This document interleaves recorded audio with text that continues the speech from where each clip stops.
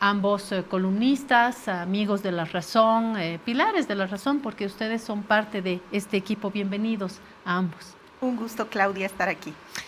Bueno, voy a leer el pedacito de la noticia que encabeza: madres, hijas, hermanas y amigas. Hasta septiembre de esta gestión ya son 37.998 casos de violencia en el país y que son ahora parte de los registros del Ministerio Público, una cifra del 10% más elevada que el año pasado. Es decir, más se habla, más se dice, más se ilustra y más casos hay, o más denuncias hay, o más odio contra las mujeres hay. Lourdes, bienvenida. Sí, Claudia, creo que este incremento de la denuncia sobre la violencia tiene que ver con varios factores, ¿no? El primero, el central, es que el Estado boliviano está incumpliendo un pacto básico, que es proteger nuestra integridad física y nuestra vida. Yo creo que ese es como el pacto mínimo que un Estado hace con sus ciudadanos. Y en el caso concreto de Bolivia, lastimosamente el Estado nos falla en cada uno de sus sistemas. Número 2, este también es resultado de la impunidad. Cuando tú crees que puedes salir libre después de haber cometido un crimen, cuando eres acusado a 30 años y negocias con una botella de whisky con el juez de turno tu libertad, se da una señal a la sociedad, y es que la vida de las mujeres no importa, que puedes salir libre en un sistema de corrupción que está totalmente institucionado y legitimizado. Y un tercer tema tiene que ver con la familia y los valores. Yo creo que hemos entrado aceleradamente a un tiempo de modernidad donde las mujeres nos hemos creído que tenemos derechos. Tenemos derechos a participación política, tenemos derecho a crear nuestro negocio, nuestra empresa, tenemos derecho a tener sueños. Pero el entorno familiar, y estoy hablando de la pareja, estoy hablando de la suegra, estoy hablando de la madre, a veces siente que eso está quebrando una forma de ser patriarcal, que es vivir el machismo en una división sexual del trabajo muy claro, donde la mujer se tiene que quedar en la casa, cuidar a los hijos, ocuparse de todo el cuidado y el marido salir a trabajar. Eso ya está roto en la realidad. El problema es que el imaginario sigue funcionando y la violencia, según muchos estudios sociológicos, en realidad es el resultado de un disciplinamiento social para ponernos en nuestro lugar al interior de las casas, nuestro lugar cuidando hijos, nuestro lugar en la oscuridad de la vida pública. Esta es una factura, si sigo tu hilo, Lourdes, esta sería una factura de una sociedad patriarcal, chocolate por la noticia, que ante el avance de las mujeres en las universidades, porque nos va muy bien en las universidades, en el trabajo, en el hogar, siendo independientes económicamente y al mismo tiempo dirigentes en la junta vecinal, en la política, al mismo tiempo una mujer moderna que ya siente que, como tú dices, es capaz de hacer realidad cualquier sueño. Ante eso, la factura no se la pasan forzosamente a la mujer que está en la pirámide, no se la pasan en mayor cantidad a la mujer en un puesto alto en un banco, a una mujer con independencia sólida. La factura la siguen pagando las mujeres que están en la base, las mujeres con menos recursos económicos, las mujeres que están de pronto en áreas rurales. ¿Es esa o la factura pagamos todas? La factura la pagamos todas. Podemos decir que la violencia intrafamiliar, que es la mayor en Bolivia, más del 70%, yo diría casi el 80% de los casos de delitos de violencia ocurren dentro del hogar.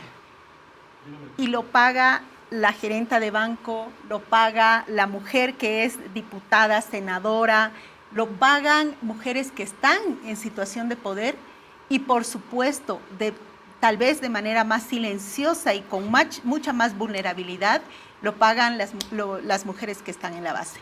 La violencia es transversal, Claudia, todas lo vivimos. Y se despliega con más fuerza dentro de las casas Esto también es un dato que tenemos hace mucho tiempo, que tienen ustedes, que están haciendo seguimientos y sistematizaciones hace muchos años. La violencia familiar o doméstica es la más recurrente, dice la nota hoy de La Razón. El delito mayormente denunciado respecto a la Ley 348 es el de violencia familiar o doméstica. Evidenciamos también, dicen, un incremento en delitos sexuales, por lo que suman esfuerzos para mejorar la atención e investigación de todos los casos. Y esto tiene que ver no solamente con violencia de los tíos, de los padres, del amigo. Hay una red ahí de hombres sobre mujeres, sobre la cuñada, sobre la hija, sobre la sobrina, sobre la hijastra, que termina, como decía hoy en mi introducción, que termina en el cura que viola, que abusa de una niña de 12 años que va a pasar un curso de catequesis. Y todo eso queda en silencio. Es decir, estos casos deben ser un número que está tapando otro. ¿Cuántas otras violaciones hay? Ayer veía en la televisión una chiquita que vendía gelatinas de 14 años, resulta que ha sido violada por un hombre mayor hace 2 años. Y la mujer, muy humilde, decía en la televisión, ya me lo he hecho aplazar en todo a mi hija. Es decir, los niveles son brutales, ¿no? Son brutales, Claudia. Bolivia en violencia sexual, después de Haití, es el país más violento en América Latina. Y tú dices, ¿qué te está diciendo de tu sociedad si tienes a las niñas y a los niños, porque los niños también son violados, como los más vulnerables en este sistema, ¿no?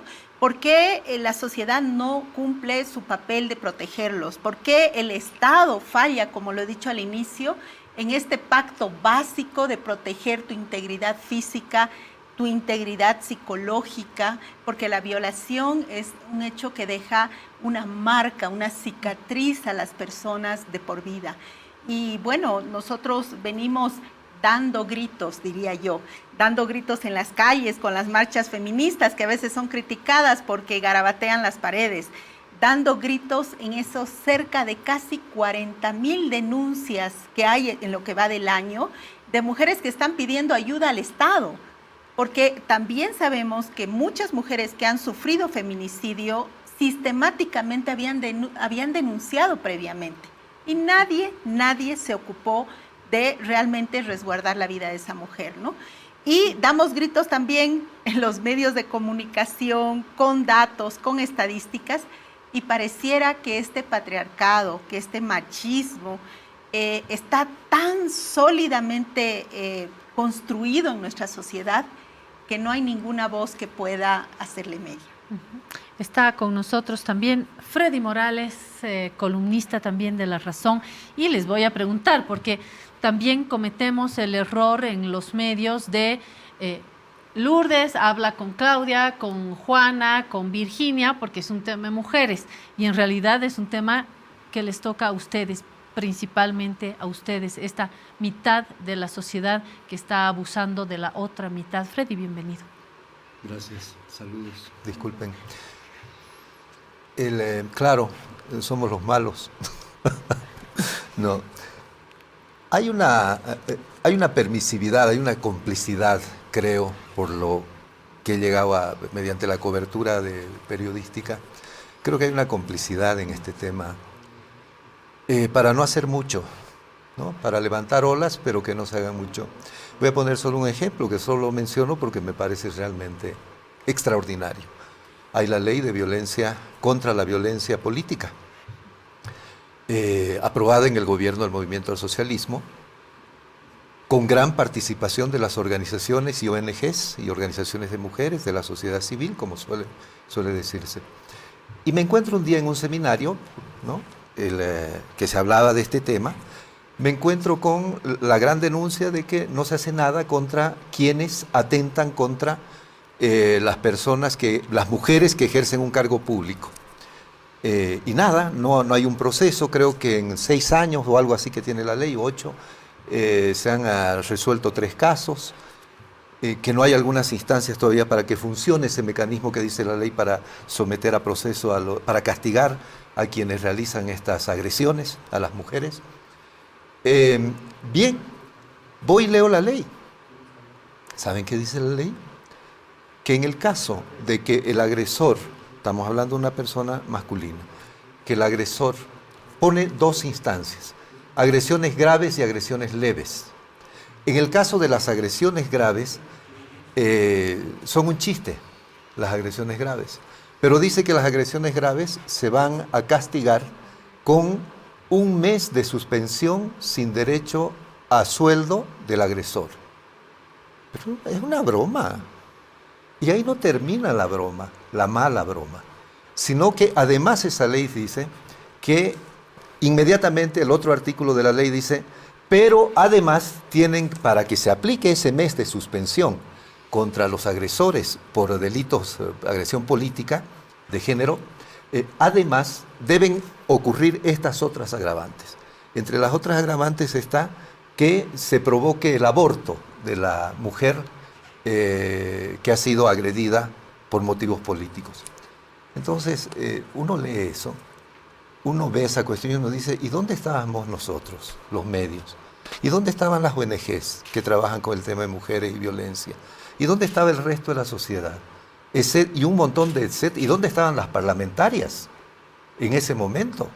Que todos hemos hecho gran bulla porque más del 50% de la representación en el legislativo son mujeres, la famosa paridad de género, etc. Por eso es que yo me atrevo a decir que creo que no estamos tomando como sociedad en serio un drama tan grande como lo están reflejando ustedes, como lo reflejan los medios de tiempo en tiempo y como lo sufrimos como sociedad. Y los avances de la tecnología ayudan cuando aparece una app que dice que uno puede marcar el 1, 2, 3 para ser asistido cuando una persona, una mujer, una joven o una niña se encuentra en situación de vulnerabilidad, puede poner la app. Pero la tecnología, más que para estas apps, para lo que sirve es para mándame tu ubicación, ¿dónde estás? Mándame foto, mándame tu ubicación. Es decir, se ha llegado a un control en términos de acoso de la pareja, porque de los casos que vemos, Lourdes nos dirá qué dicen realmente las estadísticas. Me parece a mí, de leer medios, de ver noticias, que siempre es la pareja, siempre es el marido, cuando se trata de violencia de pareja, ¿no? Cuando no, abusó de la hijastra, cuando la mujer estaba vendiendo jugo de mandarina en el Alto, en Cotacota, ¿no? José Luis.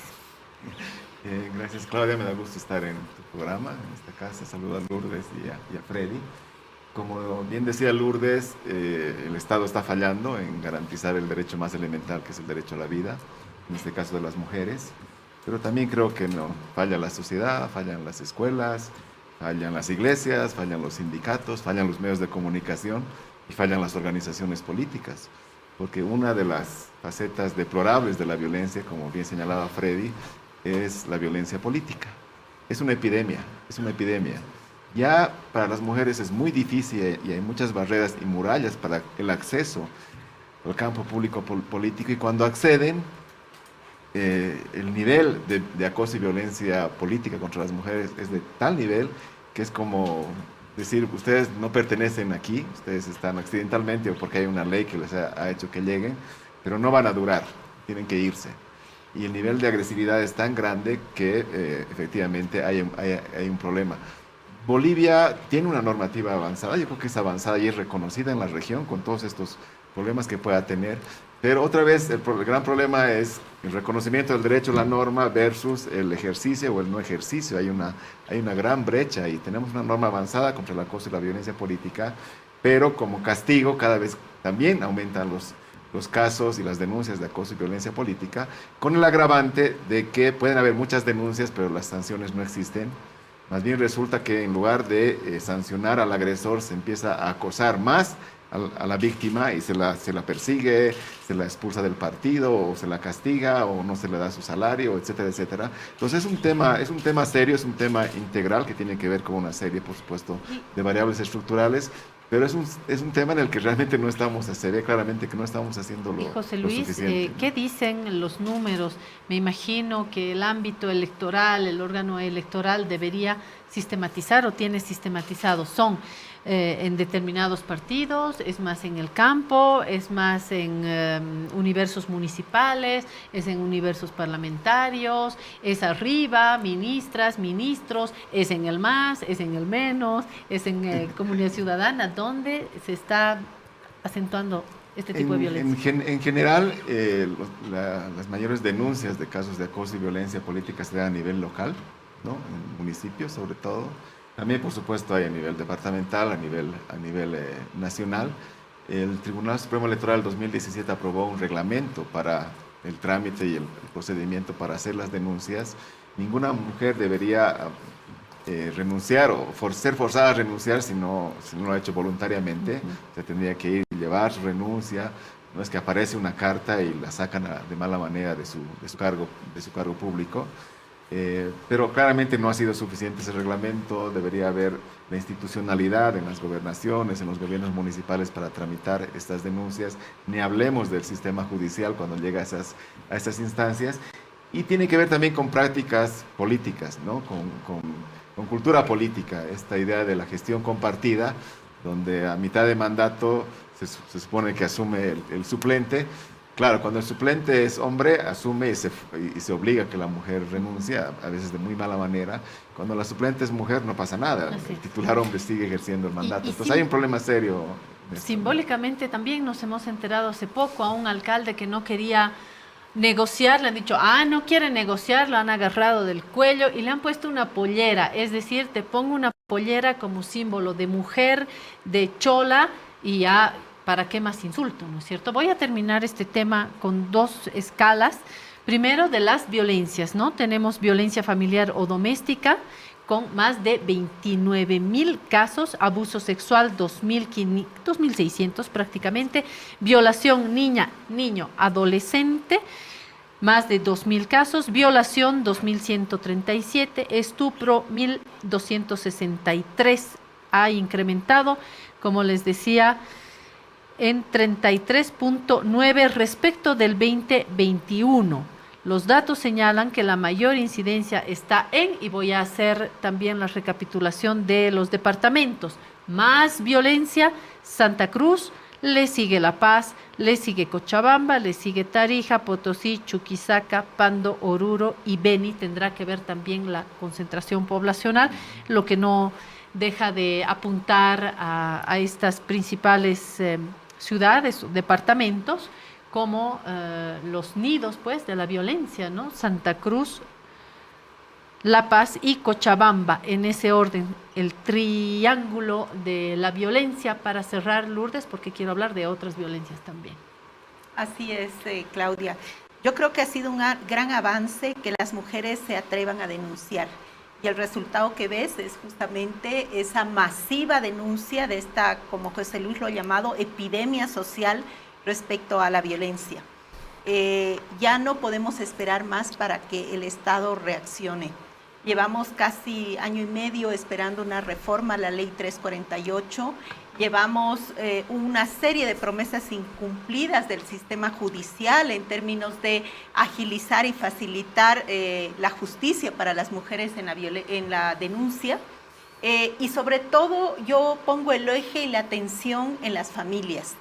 No puede ser que una sociedad como la boliviana, que en términos generales es una sociedad tranquila, respetuosa, tenemos un índice de criminalidad bastante bajo, se esté dando este fenómeno de ataque sistemático a la vida de las mujeres. Necesitamos reflexionar en las escuelas, en las iglesias, en los partidos, en los sindicatos y hacernos cargo. Hacernos cargo no solamente las mujeres, y ahí mi llamado es fundamentalmente a los hombres. Necesitan romper con ese pacto de la impunidad y el silencio, porque están siendo atacadas sus madres, sus hermanas, sus hijas. necesitamos que socialmente asumamos que nunca más una mujer va a ser vulnerable en esta sociedad.